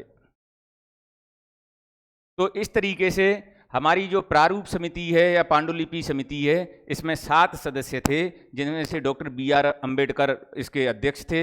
दूसरे सदस्य अल्लादी कृष्णा स्वामी अय्यर, तीसरे एन गोपाला स्वामी आयंगर, चौथे डॉक्टर के.एम. मुंशी, पांचवें आपके सैयद मोहम्मद सादुल्ला, छठवें एन माधवराव। ये बीएल मित्रा मूल रूप से जो बनाई गई थी 29 अगस्त 1947 को, उस समिति में बीएल मित्रा थे और डीपी खेतान थे। लेकिन बीएल मित्रा के द्वारा स्वास्थ्य कारणों से त्यागपत्र दे दिया गया और उनकी जगह आए एन माधवराव, और डीपी खेतान की मृत्यु हो गई, उनकी जगह आए टीटी कृष्णामाचारी। बी.आर. अंबेडकर 1946 में जो चुने गए थे वो पूर्वी बंगाल से, और पुनर्निर्वाचन इनका हुआ बंबई प्रांत की पुणे सीट से, जिसे खाली करवाया गया था एम.आर. जयकर से। ठीक है, नेक्स्ट चलिए। संविधान सभा की चुनाव भी हो गए, हमारा भारत आजाद भी हो गया, समितियां भी बन गई। अब बारी आती है संविधान के निर्माण की। संविधान का निर्माण किस तरीके से हुआ?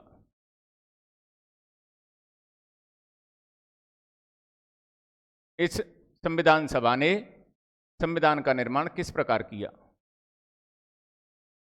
देखो, यहां पर मैं आपको कुछ बातें बताना चाहता हूं कि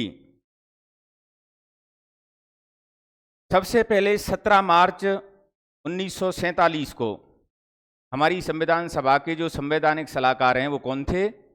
सर बी.एन. राव।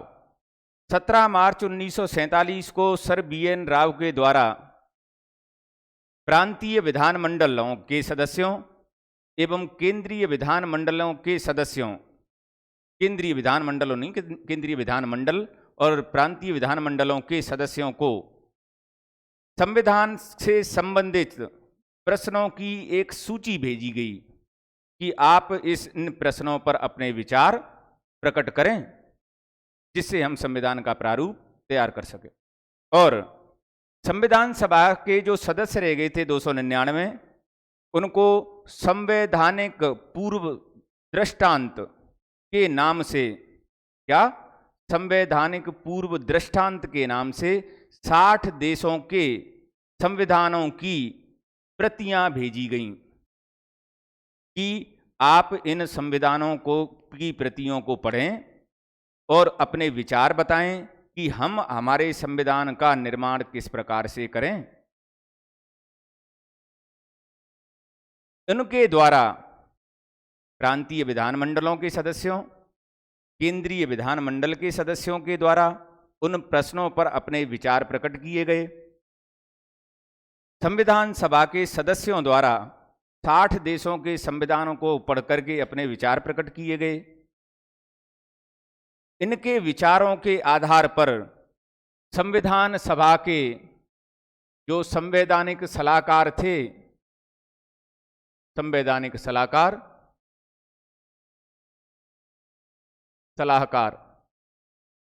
उनका नाम था सर बी.एन.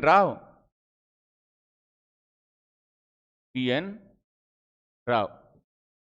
वेनेगल नरसिंह राव, पूरा नाम है इनका वेनेगल नरसिंह राव। तो सर बी.एन. राव के द्वारा सर्वप्रथम संविधान का प्रारूप बनाया गया। प्रारूप कब बनाया गया? अक्टूबर 1947 में। 1947 संविधान का एक प्रारूप बनाया गया इनके द्वारा, और इस प्रारूप में जो प्रावधान किया गया वो 243 तो 43 अनुच्छेद और 8 अनुसूचियां थीं इसमें,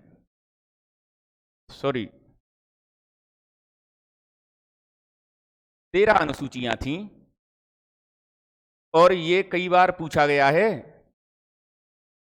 कि संवैधानिक सलाहकार द्वारा या संविधान का जो प्रथम प्रारूप तैयार किया गया था उसमें कितने अनुच्छेद और कितनी अनुसूचियां थीं? तो अनुच्छेद थे इसमें 243 और अनुसूचियां थीं 13।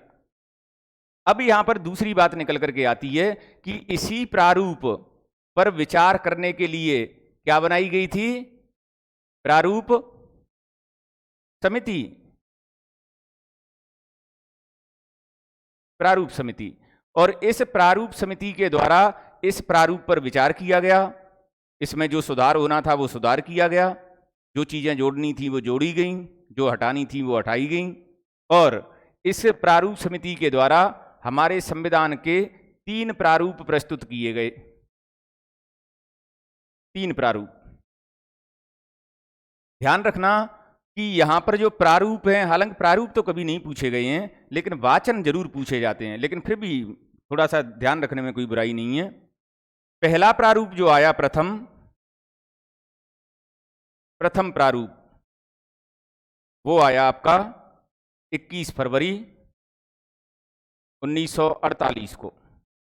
और भारतीय जनता को इस पर विचार करने के लिए 8 माह का समय दिया गया कि आप 8 माह में इस पर विचार करें, और भारतीय जनता से कहा गया कि आप इस पर अपने विचार व्यक्त करें।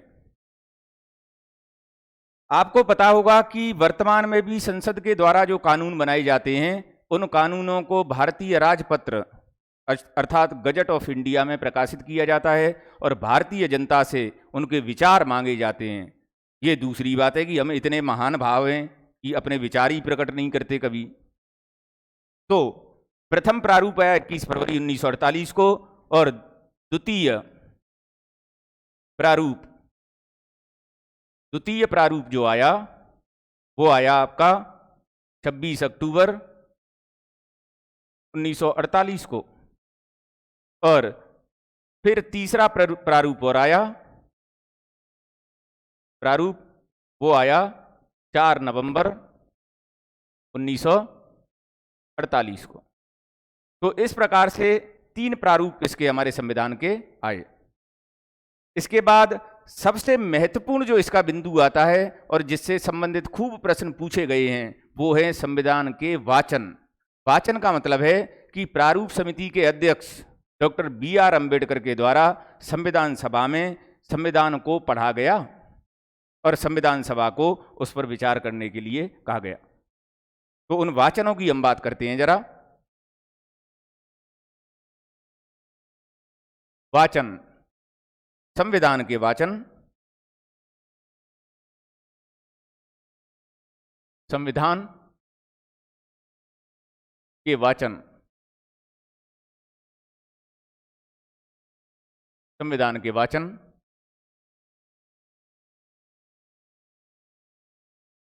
संविधान के जो वाचन हुए उन वाचन भी 3 हुए।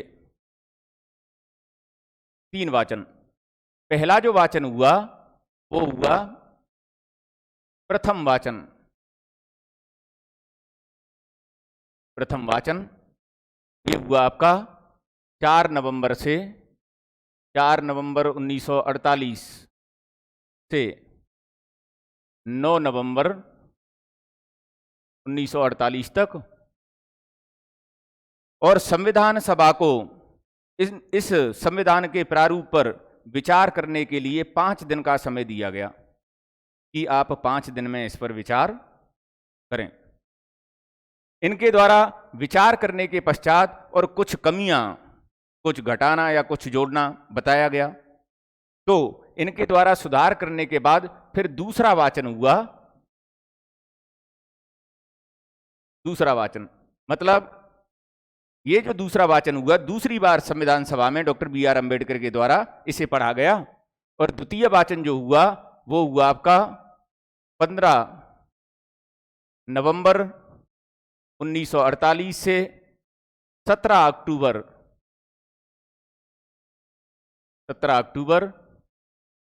1949 तक। मतलब लगभग ये 1 साल चला, और इस वाचन में कहा गया संविधान सभा से कि आप इस पर खंडवार चर्चा करें, खंडवार चर्चा कीजिए। खंडवार चर्चा का मतलब है कि ये पूरा संविधान जो हमने बना करके आपके सामने प्रस्तुत किया है, इसके प्रत्येक भाग और प्रत्येक खंड पर आप चर्चा करें। इसी के आधार पर जब खंडवार चर्चा की गई तो इस समय पर 7,653 संशोधन प्रस्ताव प्रस्तुत किए गए। संशोधन प्रस्ताव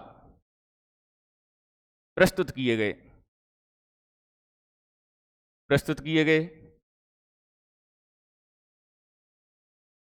इनमें से 7,653 में से 2,473 जो संशोधन प्रस्ताव थे उन पर चर्चा हुई।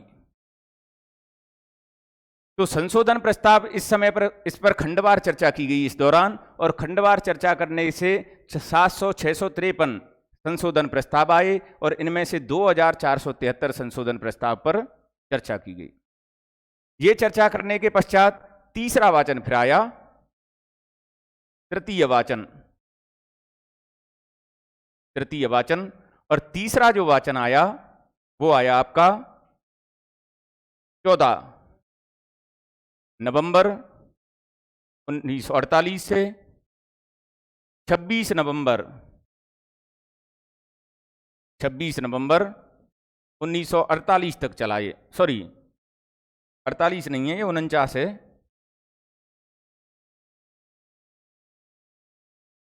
49 ठीक है। तीसरा जो अंतिम वाचन, इसकी डेट कई बार पूछी गई है, बहुत सारे एग्जाम से पूछी गई है कि प्रथम वाचन कब से कब तक हुआ, दूसरा वाचन कब से कब तक हुआ, या तृतीय वाचन कब से हुआ, या मिलाने के लिए आपको दे दिया प्रथम वाचन, द्वितीय वाचन या तृतीय वाचन, या संविधान के वाचनों के संबंध में निम्नलिखित में से कौन सा कथन सही है, कौन सा गलत है। इस तरीके से भी कई बार प्रश्न पूछे गए हैं। ये जो तीसरा वाचन हुआ 26 नवंबर 1949 तक, ये 26 नवंबर 1949 के दिन ही doctor BR Ambedkar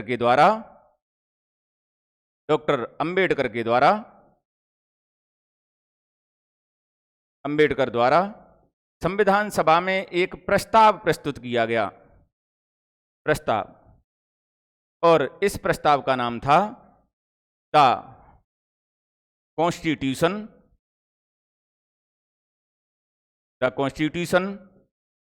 as settled by constituent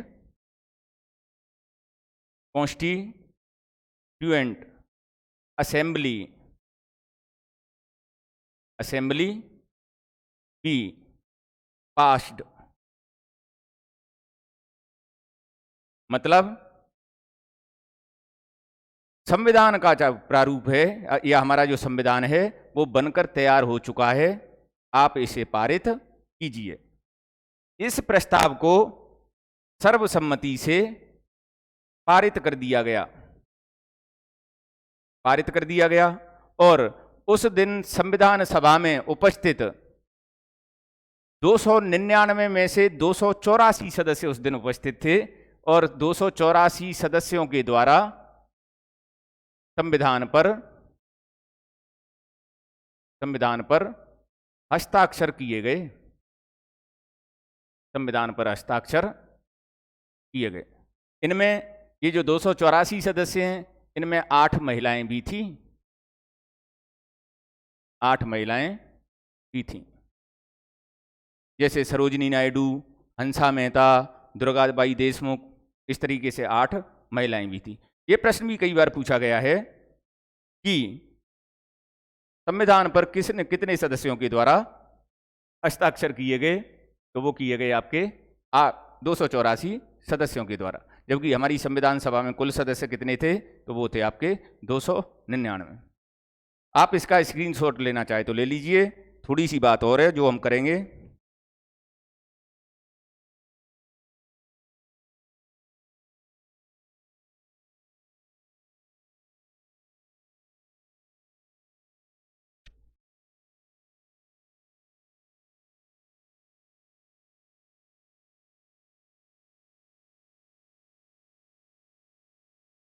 ठीक है, बाकी थोड़ा सा और बचा हुआ है, उसे हम कल करेंगे। और कल आपकी हम ज्योग्राफी का पार्ट भी लेंगे। ऐसे मुझे लगता है कि आप लोग थ्योरी में ज़्यादा इंटरेस्टेड नहीं हैं, लेकिन कोई बात नहीं, देखिए कल हम हिस्ट्री का पार्ट, ज्योग्राफी का पार्ट लेंगे कल। ज्योग्राफी का एक बढ़िया सा चैप्टर लेंगे। चलो, कल तक के लिए पसंद आई हो क्लास तो एक बार आप इसको लाइक और शेयर अपने दोस्तों में, मित्रों में जरूर करें। लाइक करें या ना करें, लेकिन शेयर जरूर करें। चलो, कल मिलते हैं उसी समय 4 बजे ही मिलेंगे। तब तक के लिए आप सभी को नमस्कार, शब्बा खैर, शुभ रात्रि।